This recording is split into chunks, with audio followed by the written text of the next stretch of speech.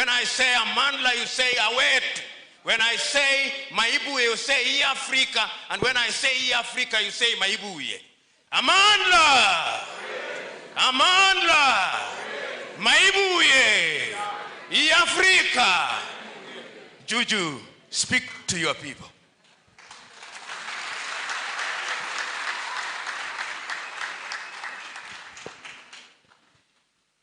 Thank you very much, Program Director. Let me take this opportunity to send revolutionary greetings to the esteemed professor, a friend of mine and a brother, PLO Lumumba.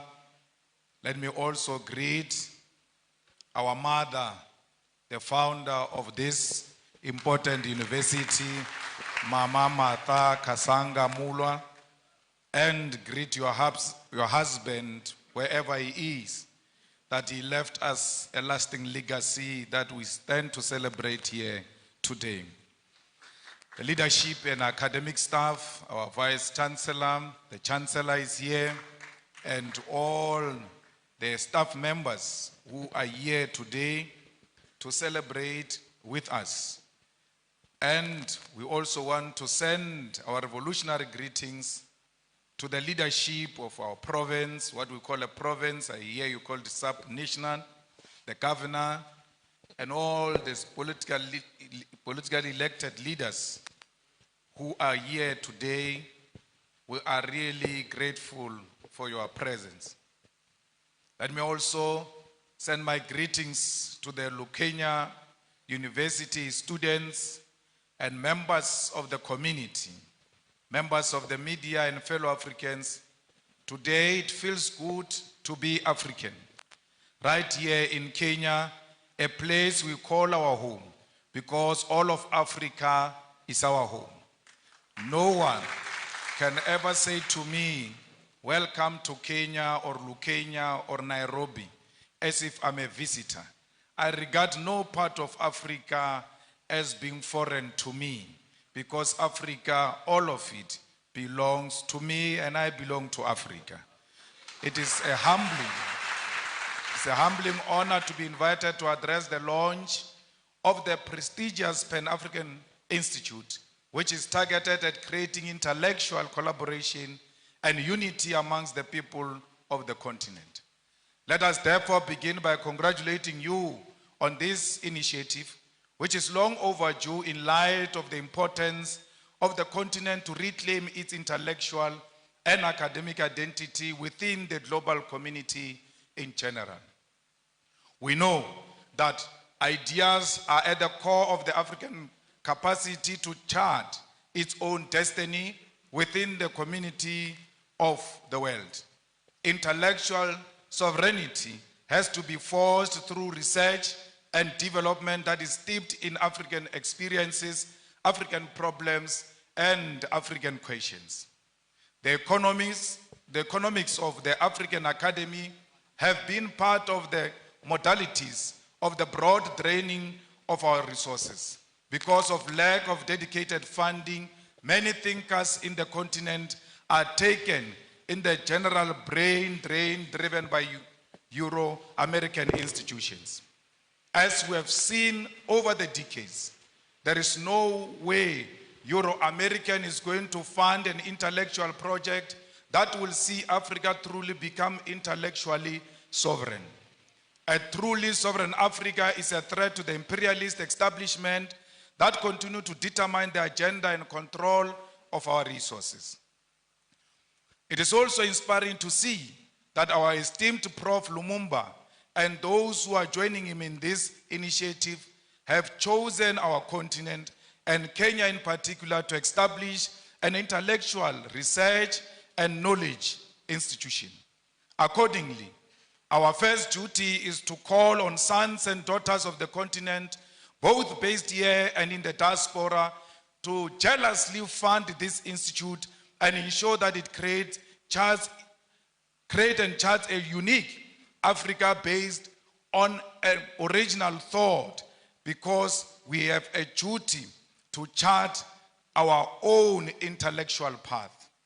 We are also inspired by the fact that the Institute concept of Pan-Africanism include all people of African descent. That is, those in the continent, the Americas, Caribbean islands, Europe, and Asia. This is because wherever they are found, people who look like you and me continue to be treated as an inferior race. When you see a black person, when you see an African person, everywhere else in the continent, in the diaspora, and all over the world, please be kind to African people, for because they are a hated nation. Wherever they are being enslaved, they are being tortured, they are being harassed. No one shows them love. But you, as an African who claim to be a Pan-Africanist, you have a responsibility to show fellow Africans love and care. The violent, genocidal, and catastrophic transatlantic slave trade and colonialism are the historical twin towers that plugged the humanity of Africans into the dark night, which to this day seem to have no end in sight. The image of the African as a black and subhuman was forged through massive and violent enslavement of millions of African people sold in the Americas as properties of white colonial settlers. In the coastal and mainland villages of West Africa, through the gun, the dogs, and the spears, African communities were plundered, captured against their will, and chained like animals.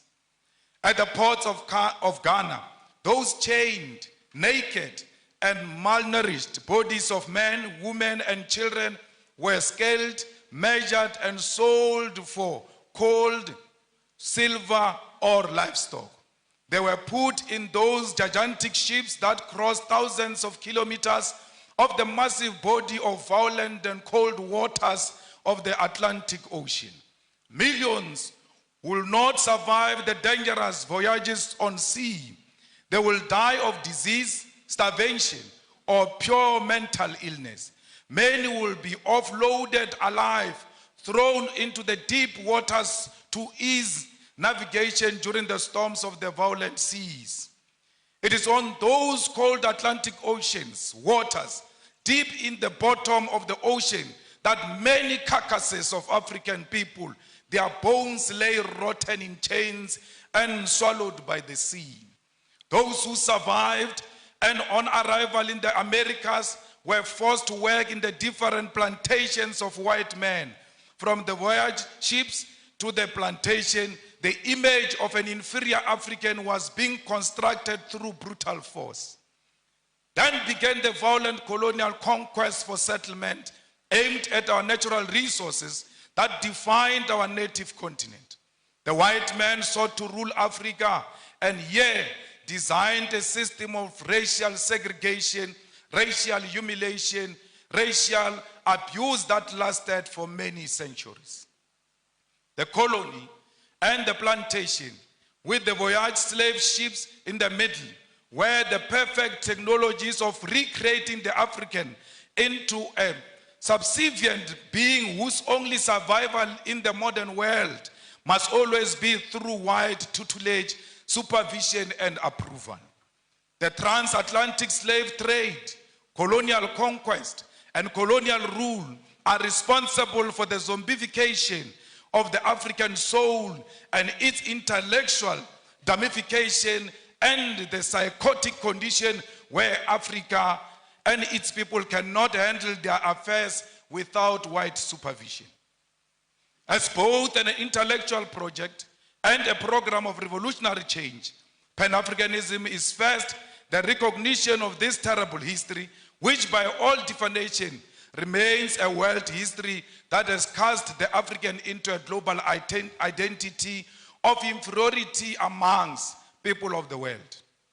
Pan-Africanism is never forgotten noise of the painful cries of those captured slaves whose black bodies were swallowed by the Atlantic Ocean from the slave ships. It is the agonizing cry from the brutal violence suffered by the black slaves in the sugar, cotton, and corn plantations from Georgia to Sao Paulo.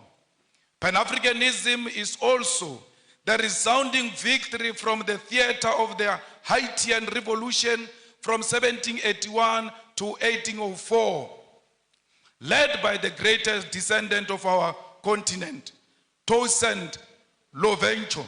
Together with his patrons, they bravely led the first and only successful slave revolution in human history, defeating a combined European force commanded by a France Napoleon Bonaparte. It is the bravery of those African former slaves who will define citizenship on a racial definition of blackness, declaring that Haiti belongs to black people regardless of the color of their skin.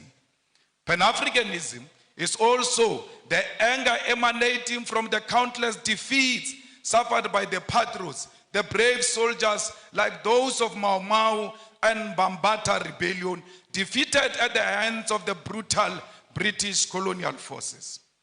It is the intellectual heritage of Marcus Garvey, W.E. Du Bois, Booker T. Washington, Harriet Tubman, Pixley Isaac Aseme, Charlotte Mateke, Winnie Mandela, Kwame Nkrumah, Seiko Tore, Julius Nyerere, Haile Selassie, C.L.R.A. James, Frantz Fanon, Thomas Sankara, and today our own Prof. Lumumba, together with us, must carry the mantle of the African Pan-Africanist call. Pan-Africanism is a set of ideas written in chains with blood, spear, and the unforgiving guns of the sons and daughters from the Algerian Revolution to the Battle of Kutoko-Naval. It is the one-party state of Africa as a whole, as professed by Marcus Garvey. It is Ami Caesarius' negritude, Kwame Nkrumah's African socialism, Steve Biko's black consciousness, Julius Nyerere, Ujamaa. It is also Mbeki's African Renaissance, all based on forging a unity of African people who are formed by the same history and must seek after common destiny. It is the architectural achievement from the Pyramid of Egypt to the cities of Mapungubwe. It is the industrial invasion by Garrett Morgan, traffic lights, Frederick Jones, refrigerated trucks, and Alexandra Miles, automatic elevator doors. It is the cultural movement in jazz, R&B, reggae, funk, blues, kwaito, juju Nigeria, chimorenga Zimbabwe, makosa Cameroon, and banga Kenya. It is the novel Things Fall Apart, The Devil on the Cross, Maru, The Trails of Brother Jeru, Songs of Solomon, and Notes of Native Son. It is the artwork of Gerald Sekoto, Chike Anyako, Oche Okeke, Edmonia Lewis, the religious movement of Bishop Lekhanyane, Manku, and Shembe, the Coptics of Egypt and the Ethiopian Orthodox Christians, as well as Islamic denominations from Tunisia, Nigeria, Kenya, all deserve a place in the rich thinking and knowledge about Africa and its people. It is true that Pan-African call has also been prophetic, carrying important cautions that those who conducted the project for the rebirth of the African continent in the post-colonial context have not heeded to. In the pages of Frantz Fanon, Ratchet of the Earth, lays a critique which, since independence in the 1950s to this day, leaders of African people have failed to give programmatic response to this call. First and foremost, the Pan-African call is a call for African unity, not cooperation, collaboration, or coexistence. Many of you confuse the unity of Africa to mean collaboration or cooperation. We don't want to cooperate, we don't want to collaborate, we want to be one, and being one means we must share the same vision and the same direction. Yet many over the past half a century have chosen cooperation which has given way to neo-colonialism. That is to say, for African leaders to continue colonialism without direct rule by colonialists. The launch of the Pan-African Institute right here in Kenya must help us intellectually to shift towards revolutionary Pan-Africanism, contribute to resolving some of the historical mistakes, blunders committed by post-liberation movements. We should state clear here that while the formation of the Organization of African Unity was a step in the right direction, the fact that the founding conference failed to unite the African continent is a historical blunder. President Kwame Nkrumah, Seko Tore, and Emperor Haile Selassie prophetically said that the failure to unite the African continent will give rise to the neo-colonialism and that African continent will perish. The revolutionary Pan-Africanist ideological and political diagnosis of the future was correct. The future is here.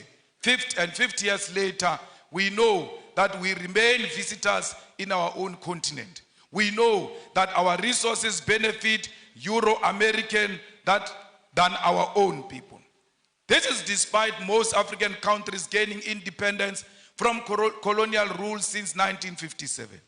Massive, huge tracts of land, our mineral resources, our animals, our oceans are still owned and controlled by the colonial masters. There are no countries in the entire African continent that have gained full economic emancipation and independence. And this includes Ghana, which was the first to lead the road. Till to date, it can't claim that Africans in Ghana own the means of production. In 2016 report titled The New Colonialism reveals that there are 101 British companies listed on the London Stock Exchange that control an identified 1.5 trillion US dollars worth of resources in Africa in just 5 commodities: oil, gold, diamond, coal, and platinum.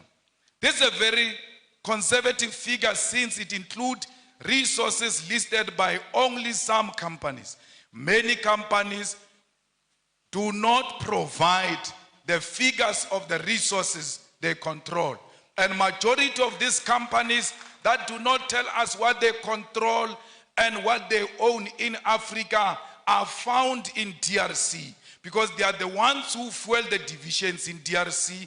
They are the ones who fuel the fight in DRC, and they are stealing the resources of DRC because they know there is no proper accountability for such resources. The War on Want report on neo-colonialism further illustrates that the fact that these 101 companies control and own the following key resources on our continent: 6.6 billion barrels of oil, currently worth 276 billion US dollars. They control 79.5 million ounces of gold, worth 119 billion US dollars. They control 699.3 million carats of diamonds, worth 134 billion of US dollars. 3.6 billion tons of coal, worth 216 billion US dollars. 287 million ounces of platinum, worth 305 billion US dollars. These are the numbers that reflect British neo-colonialism in the African continent. I've not spoken about what French companies are doing. The Portuguese continue to play a significant role in the economy of Mozambique and Angola. The French continue to micromanage all the countries that were their colonies, except the recent liberated zones of Mali and Burkina Faso. Comrades, the French are brutal, to a point that post-colonialism, they still make certain African countries to pay colonial tax to France. The French are brutal because some of their former colonies, their reserve banks are still in France. They are not in control of their own economy, yet they claim to have an independence. We, as progressive Pan-Africanists, must fully associate with and support all revolutionary actions of fighters who are removing puppets of French imperialism from political office and power.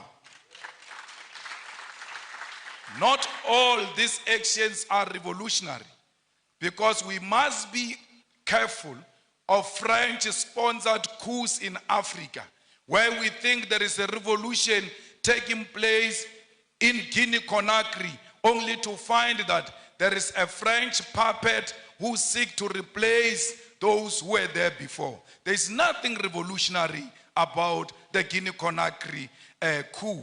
We ought to separate that there can never be a revolutionary coup that reinforces French imperialism on African soil. Anyone who comes into political office under the pretense that they are fighting a French puppet while knowing they are the French puppet themselves must be isolated by progressive Pan-Africanists. All French soldiers and military must leave the African continent, and this also should apply to neo-colonial military bases, including the African Command Center of the USA.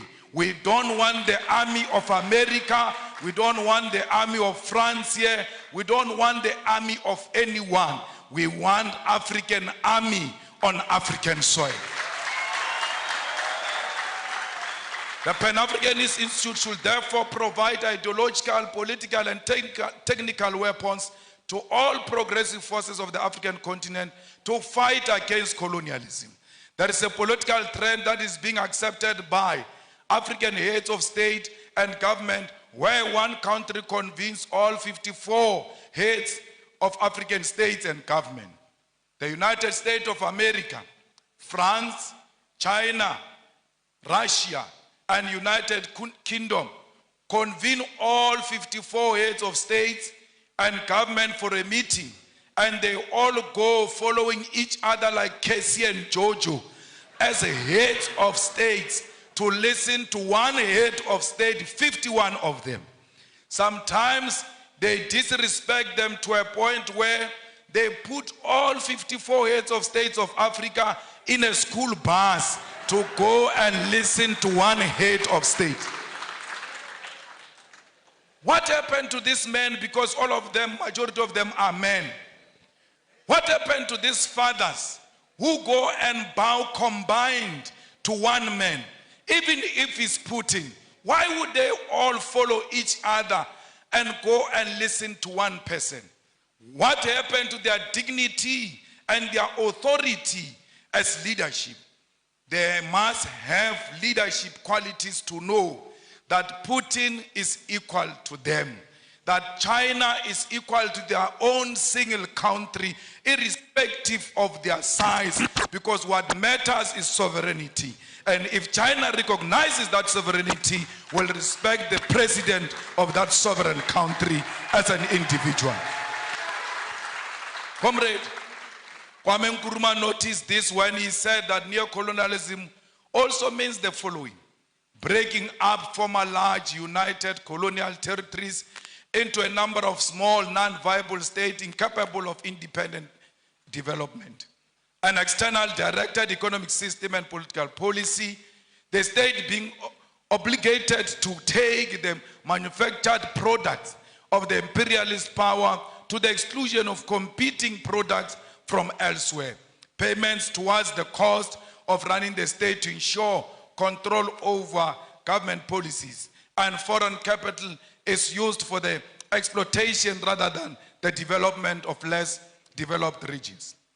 Governor, on my way here, we saw how the people here are working the land.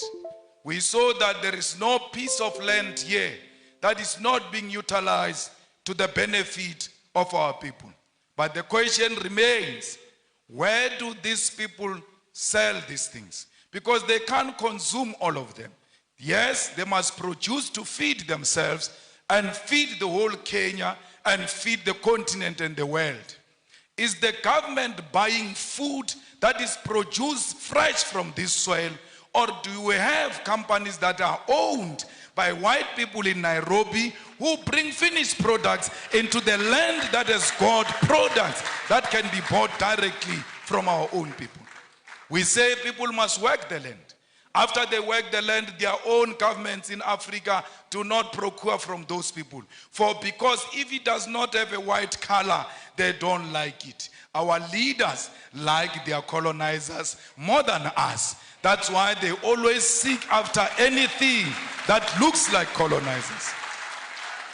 10 years ago, we as revolutionary activists and visionaries from south of African continent started a revolutionary socialist movement and Pan-Africanist movement, the EFF, Economic Freedom Fighters.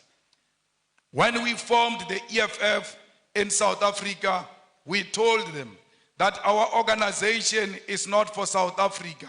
Our organization is for all Africans. And we said this.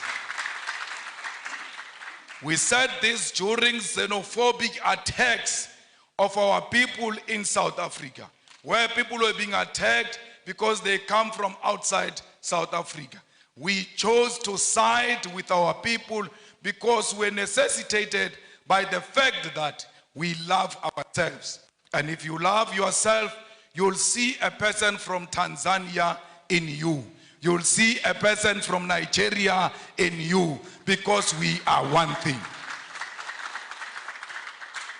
We as the economic emancipation movement did not only say we are Pan-Africanist. In one of our cardinal pillars, we said South Africa must engage in massive investment of economic development in Africa. Because if you keep on saying people are coming to South Africa, are looking for jobs, are going to take jobs from us, we can stop this thing of people coming to South Africa. How do you do it? Go and build massive economic development in African countries so that people can stay where they are and they can feed themselves from where they are. No one wants to leave his own home into some strange place. We leave our homes because we are searching for greener pastures. If there is an ESCOM in South Africa which is failing to give us electricity, but when it was well and still running according to how we wanted it, ESCOM had the capacity to electrify the whole of Africa. Why are you not going into the African continent and electrify the whole of Africa? Why is there no train that moves from Cape to Cairo, making sure that trade in Africa and movement of goods and persons is easy? Because if we do that, there's no one who can leave Lusaka to go and stay in South Africa. They can get into a train, go and do what they want to do in South Africa, and come back home and develop their own countries. We must make sure that this Africa is linked together. We must violently demolish the borders that exist between our countries, because those are not our borders. You cannot worship a border between Tanzania and Kenya and come and sit in this hall and say you are a Pan-Africanist. A Pan-Africanist means the first task is to get rid of colonial borders so that we bring Africa together in practical terms. I don't know if President William Ruto means it, because he said so many things and I can't locate him these days, because the things he said during election and the things he's doing now are two different things. I don't know. Because I heard him saying we need to do away with the dollar and build our own currency. But his actions are not speaking to anything of doing away with the dollar. The latest being putting a red carpet for a murderer, a person who killed the Kenyan people, coming into this country, receiving a red carpet and being saluted by our own army. This is not a Kenyan army, it's not a colonialist army. The Kenyan army is a product of the Mau Mau rebellion. And those who killed our people in the Mau Mau rebellion cannot be saluted by the same army of the children of those who were killed during Mau Mau rebellion. We have a duty to stay true to the cause. We have a duty to remind the king and Britain of what they did to us. Indeed, he shows no remorse. He says this was bad, it shouldn't have happened. But he runs short of, I apologize, I am sorry. He will never say he is sorry, for because he thinks that his race makes him superior and he's not qualified to apologize to those who are junior to him. We call upon the Kenyan government to be firm and to decide what they want to be. Do they want to be Pan-Africanist, or do they want to be proponents of neocolonialism? You can't have it both. Only one call must be made, and that call is of Pan-Africanism. It's not easy being a Pan-Africanist, for because the mindset of our people is so colonized, they are going to isolate you. They are going to look at you as if you are a mad person. They are going to look at you as if you are unreasonable. But it is a cause worth pursuing because of the generation that came before us. We don't want visas. We want one currency for Africa, because our currency can be more powerful than the pound and the dollar combined, because London has got the biggest storage of gold, yet they don't have a single smallest mine of gold. Their economy is based on our minerals. And if we safeguard our minerals and protect them and say out of these minerals, we are producing a currency that is going to compete internationally, we stand a good chance. We need African Central Bank. We need African Monetary Zone. We need African military combat, because these pockets of wars that are happening in Africa are not of our own making. They are sponsored wars so that those who continue to steal our resources can do so uninterrupted as we fight ourselves, amongst ourselves. So we need a military, a common defense system, the African High Command that will ensure the stability and security of Africa.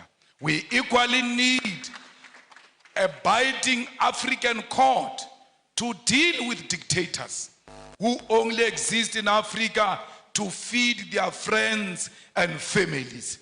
Those people must be prosecuted the African way, because ISIS is not meant to fight any crime, it's meant to pursue political fights. That's why ISIS will not declare a warrant of arrest against Netanyahu, but can declare a warrant of arrest against Putin, who has not bombed a hospital, who has not bombed a refugee camp, who has not declared a war on a certain ethnic group.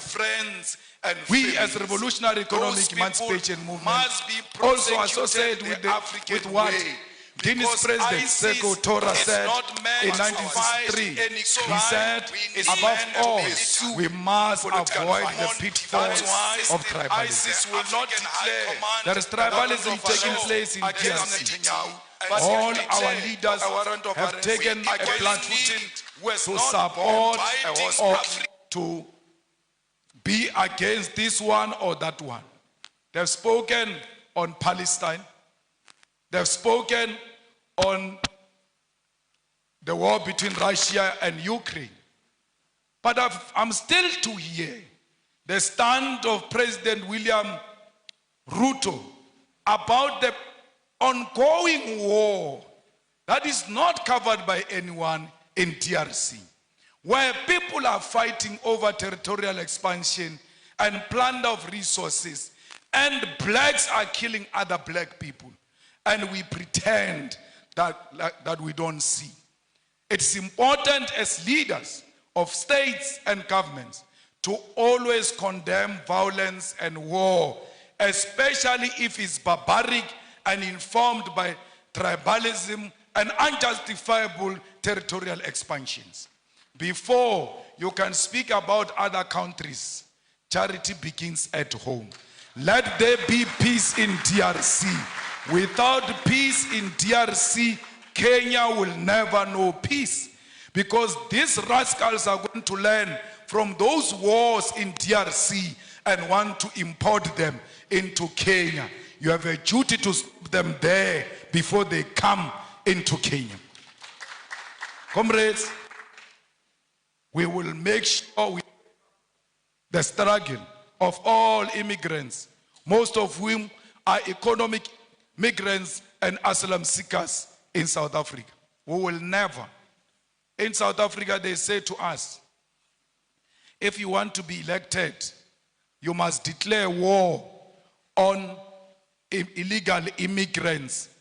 And illegal immigrants, they mean Africans.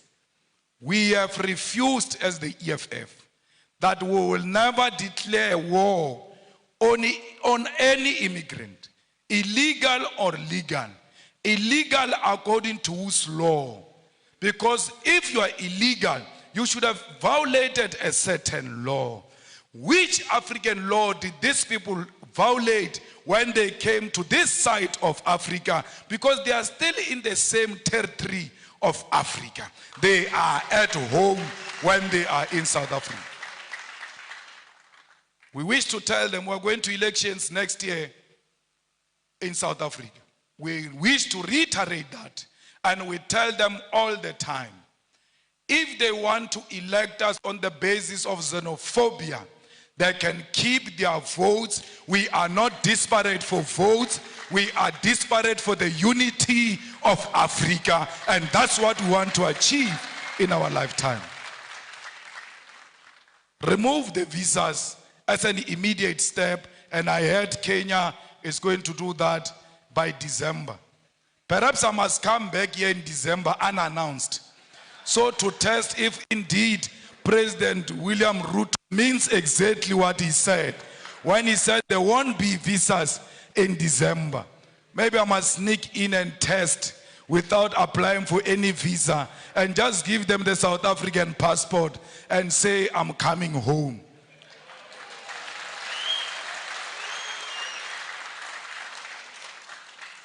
Mama, we want to commit in front of you and all the dignitaries who are here and the students that this Pan-African Institute will be supported by the EFF. We will ensure that indeed it has got a home in South Africa. We will not only support it verbally, we will put money into it, we will pay the staff members of the institute, we will also pay the offices of the institute, because we believe that we must speak one language as Africa. We will donate the books here at the university to ensure that every African writer has got his or her book in the Pan-Africanist Institute. Let's all spread the gospel. Indeed, it was not a mistake to launch it here in the rural areas, because no one must be left behind. If you can carry on your back the rural communities, you have no any other option to go anywhere except to go to the urban. But if you start from rural, there is no way you can cover the urban. But if you start from the urban, you are going to be reluctant to come to the rural. We are starting here to liberate our people in the rural areas, and we're going to the urban to ensure that everybody hears the message. Tell President Ruto that the people of Palestine are what Mau Mau was. Tell President Ruto that the people of South Africa are what Palestinian people are today. Where our land that get encroached, where our land just get taken, and we get killed on our own land, we get tortured on our own land, we get imprisoned on our own land. When we fight, they say we are terrorists. This Nelson Mandela you celebrate, for 27 years, he was in prison because he was a terrorist. What crime did he commit, which the Palestinians are not committing?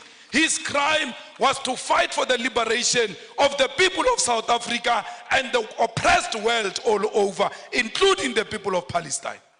It can't be correct that President Ruto, knowing the history of this country and the history of South Africa, comes and tells us that it's with Israelites.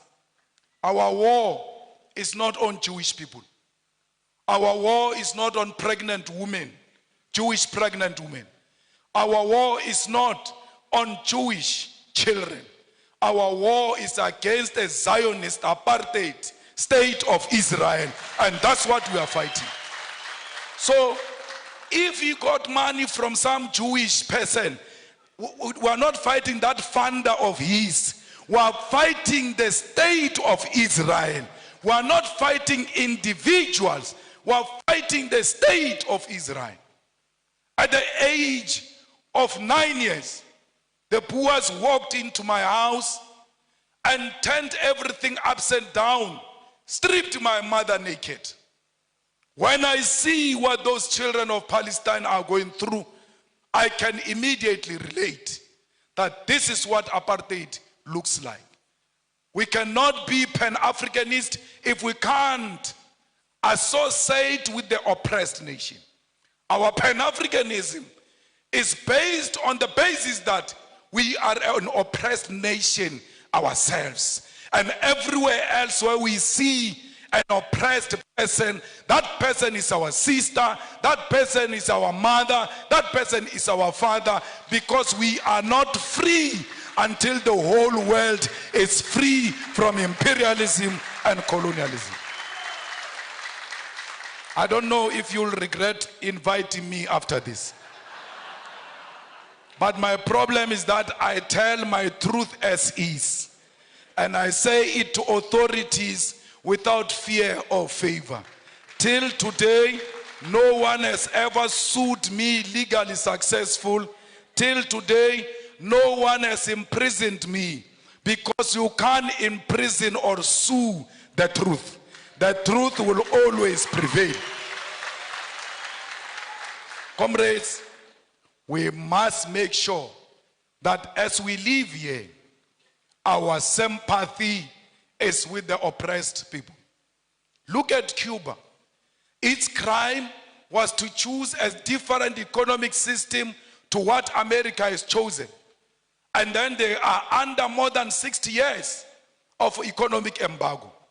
What crime did the people of Western Sahara commit against Morocco?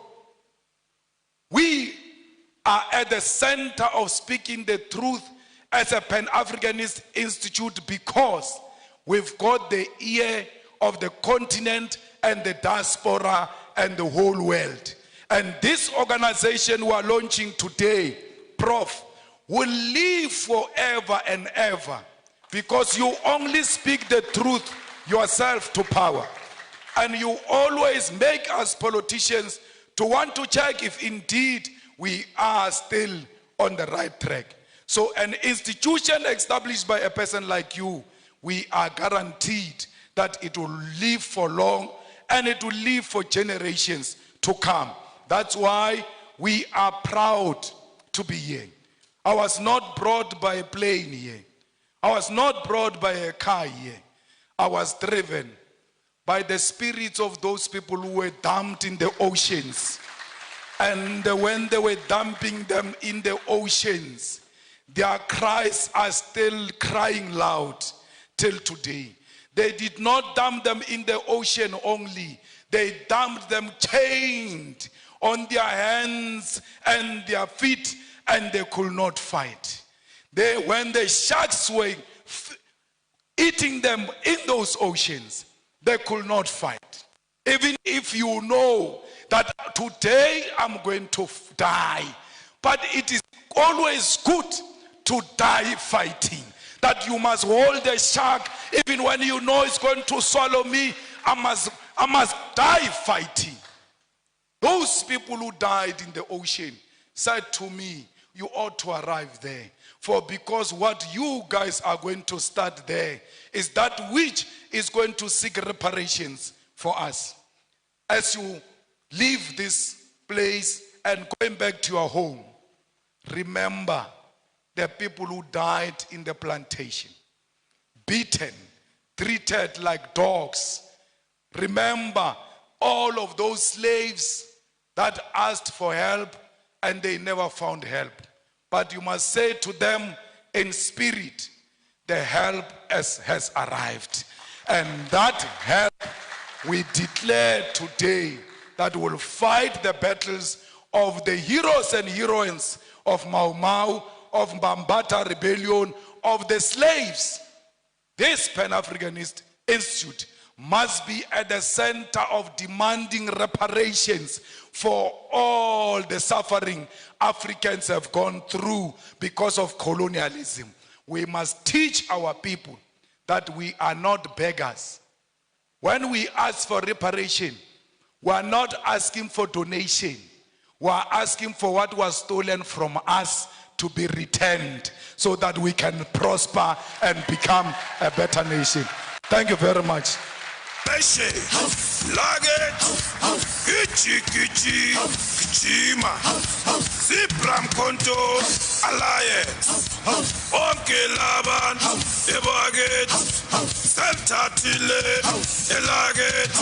Shoot, kill, Yamasa.